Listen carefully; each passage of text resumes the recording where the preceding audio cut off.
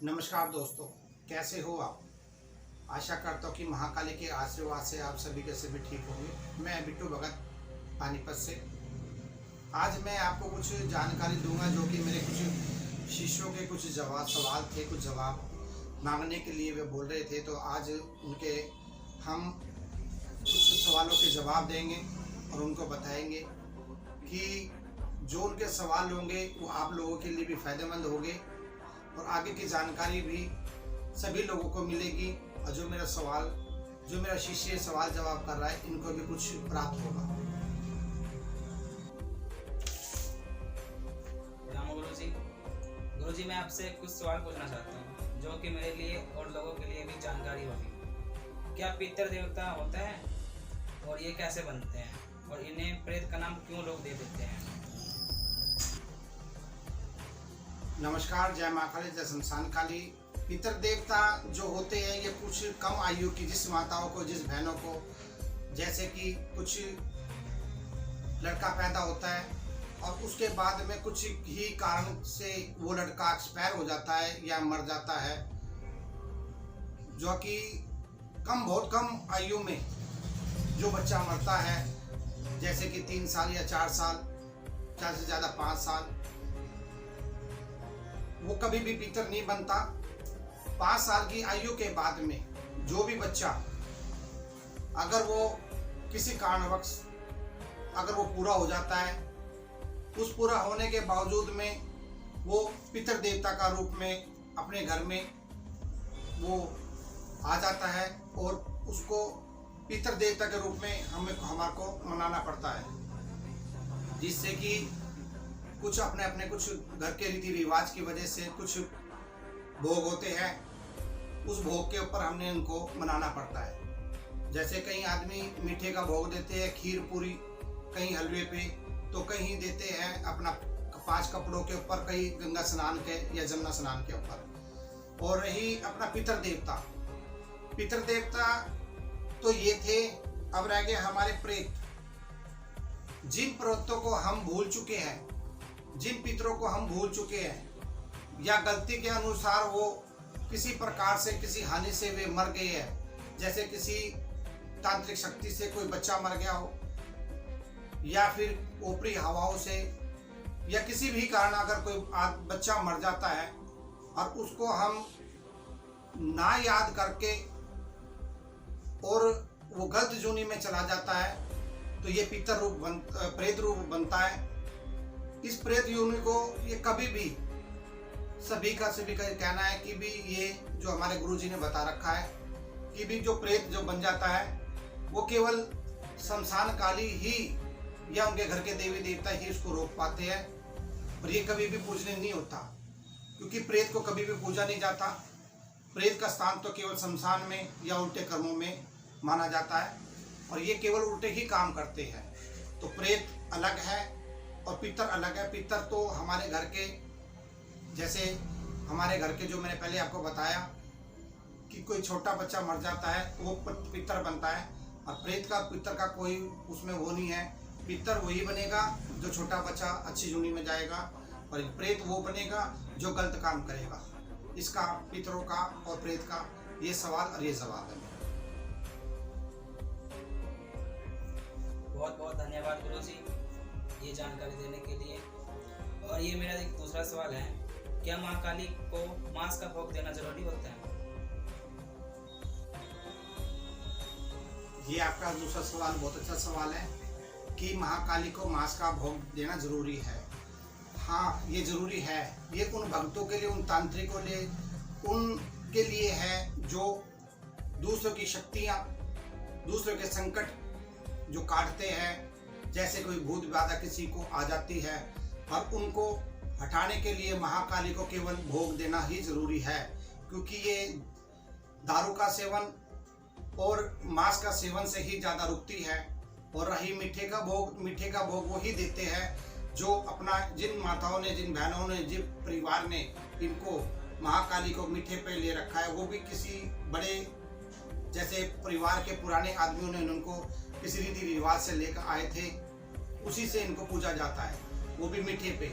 और जो भगत या तांत्रिक या अघोरी होगा वो महाकाली को केवल शराब का और मांस का भोग जरूर देना होगा, क्योंकि उनके बगैर ये महाकाली चलती नहीं है, इसलिए इसको देना बहुत ज़रूरी है। धन्यवाद गुरु जी, इस सवाल का भी आपने बहुत अच्छी तरह से जानकारी दी हमें। और ये मेरा ये तीसरा सवाल है कि महाकाली के कितने रूप होते हैं, कृपया इसके बारे में भी एक बार बताएं। महाकाली के तो वैसे तो अनेकों रूप हैं, पर ग्रंथ के अनुसार महाकाली के केवल 4 रूप हैं।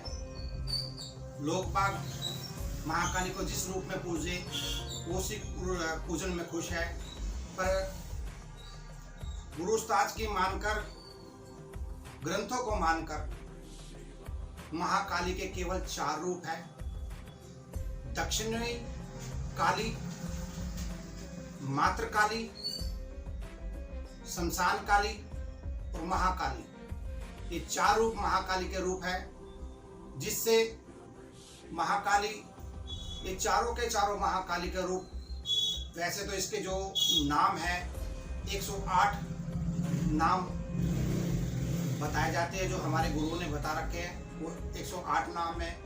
और महाकाली को लोग बाग ज़्यादातर इन 4 नामों से ही पूजते हैं और इनका पूजन करते हैं।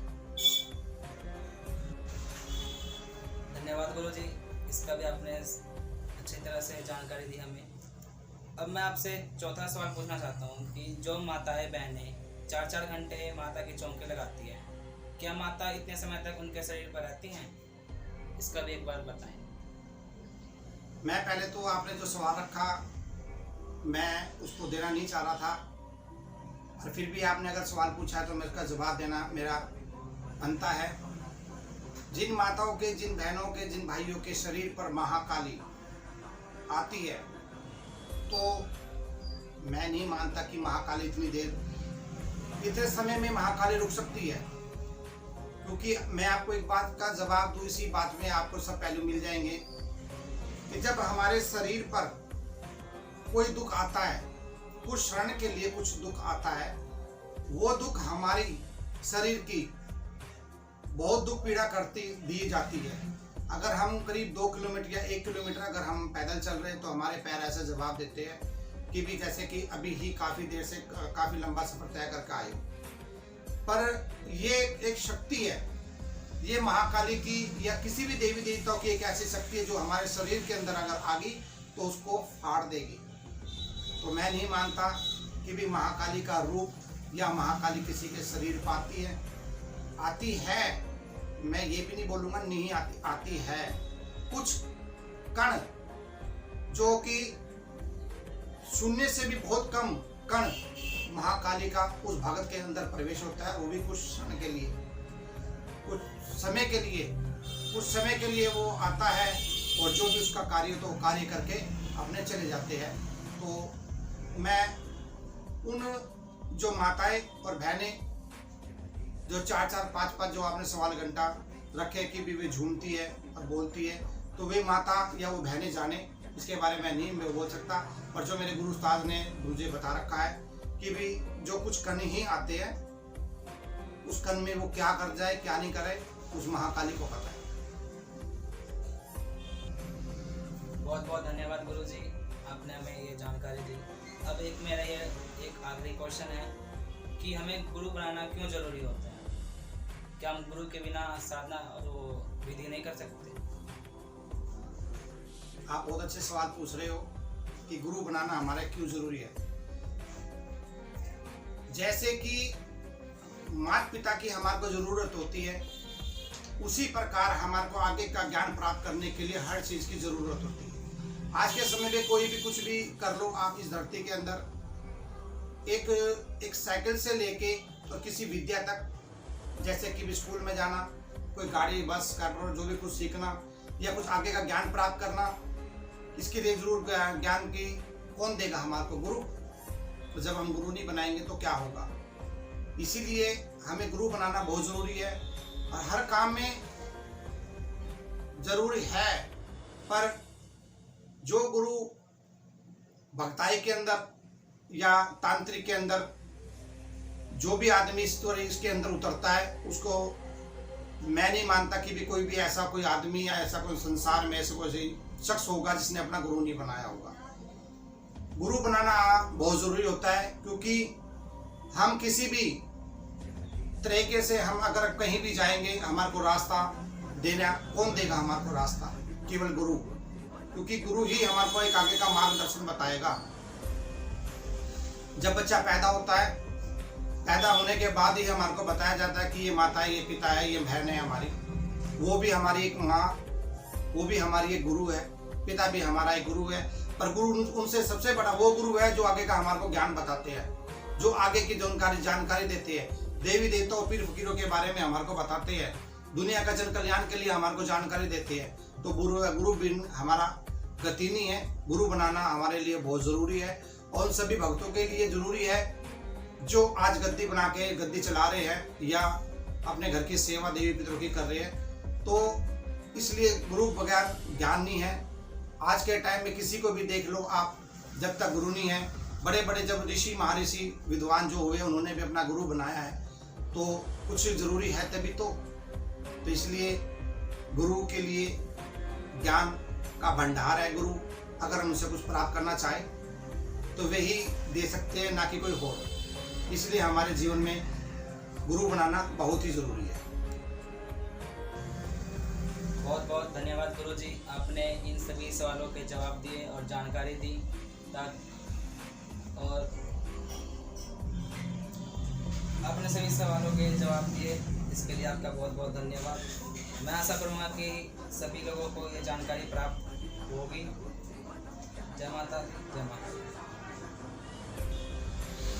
किसी भी माता को, किसी भी बहन को, किसी भी दोस्त को, किसी भी भाई को अगर किसी भी प्रकार की कोई जानकारी चाहिए मुझसे, तो वो कमेंट में आके मुझे बताएं, फ़ोन करके बताएं कि क्या सही है, क्या गलत है।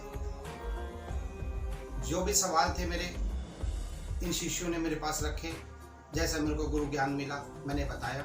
जय महाकाली, जय शमशान काली, जय गुरुदेव।